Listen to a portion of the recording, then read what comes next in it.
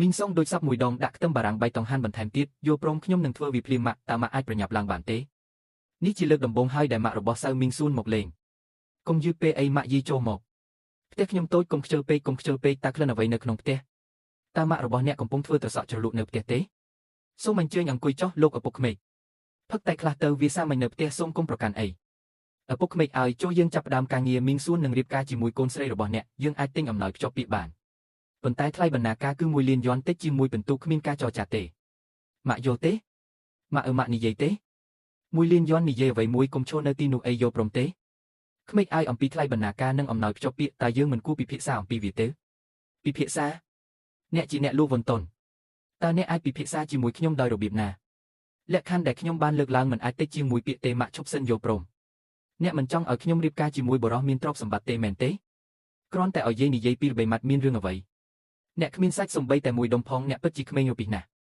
អស់រយៈពេលជាង20ឆ្នាំមកហើយខ្ញុំបានចិញ្ចឹមអ្នកអស់រយៈពេលជាង20ឆ្នាំមកហើយដោយសារអ្នកមិនទទួលស្គាល់ខ្ញុំជាម្ដាយរបស់អ្នកនោះខ្ញុំមិនចង់បានកូនស្រីនេះទេអូនសម្លាញ់អូននៅទីនេះហើយហេតុអ្វីបានជាអ្នកយឺតម្លេះ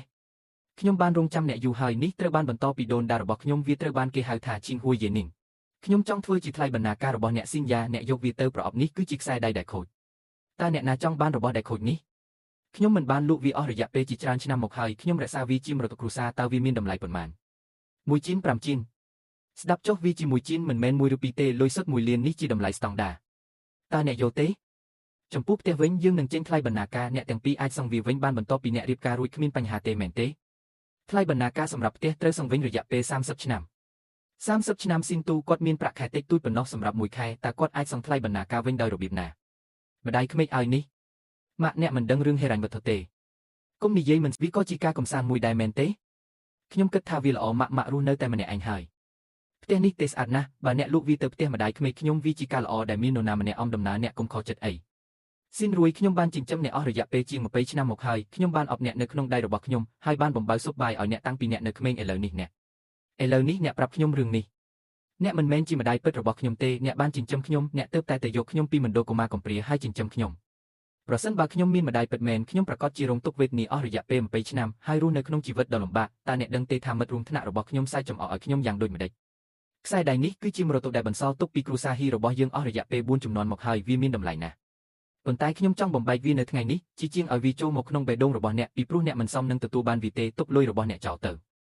ថ្ងៃនេះអ្នកទាំង3ចេញពីទីនេះមើលខ្លួនឯងមើលអ្វីដែលអ្នកបានធ្វើសៅមីងសួនតើខ្ញុំបានប្រាប់អ្នកថាម៉េចស្វែងរកអ្នកផ្គូផ្គងម្នាក់ហេតុអ្វីបានជាអ្នកមិនស្ដាប់ខ្ញុំតើអ្នកអាចទទួលបានថ្លៃបណ្ណាការបានទេបើអ្នកមិនអាចទេចូលយើងភ្លេចវាចោលទៅម្ដាយខ្ញុំនិយាយត្រូវខ្ញុំទ្រាំនឹងគ្រួសារអ្នកមិនបានទេមែនហើយគាត់គ្រាន់តែខឹងអ្នកបានឃើញហើយគាត់ខឹងហើយពេលនេះខ្ញុំស្គាល់ម្ដាយខ្ញុំច្បាស់ជាងគេខ្ញុំនឹងលួងលោមគាត់នៅពេលដែលគាត់ស្ងប់ចិត្តថ្លៃបណ្ណាការនិងអំណោយភ្ជាប់ពាក្យទាំងអស់ជារបស់ខ្ញុំពួកវាជារបស់យើង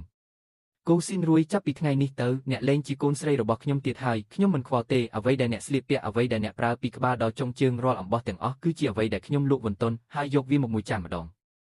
ឥឡូវនេះប្រគល់វាទាំងអស់មកខ្ញុំវិញមិនអីទេអ្វីគ្រប់យ៉ាងដែលអ្នកបានឲ្យខ្ញុំនឹងប្រគល់វាមកអ្នកវិញមានរឿងអ្វីកើតឡើងតើកូនស្រីរបស់នាងមិនរៀបការជាមួយបរិសុទ្ធអ្នកមានទេហេតុអ្វីបានជាមានចំនួនខ្ញុំបានចិញ្ចឹមនាងអស់រយៈពេល20ឆ្នាំមកហើយ